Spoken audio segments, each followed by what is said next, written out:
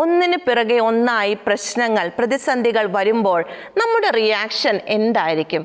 നാം എങ്ങനെയായിരിക്കും പ്രതികരിക്കുന്നത്? നമ്മുടെ ആത്മീയ അവസ്ഥ എന്തായിരിക്കും?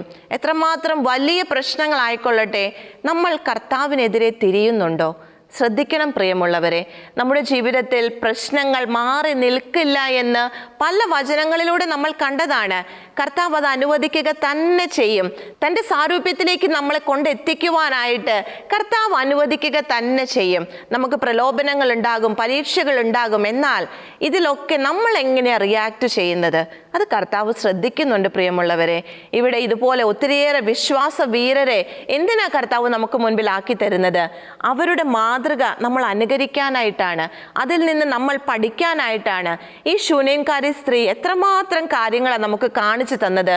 അവളുടെ ജീവിതത്തിൽ വന്ന ഓരോ പ്രശ്നത്തെയും അവൾ നേരിട്ട രീതി, അതിനോടുള്ള അവളുടെ ആ ഒരു സമീപനം, അത് തീർച്ചയായിട്ടും നമുക്കൊരു പാഠമാകേണ്ടതാണ്.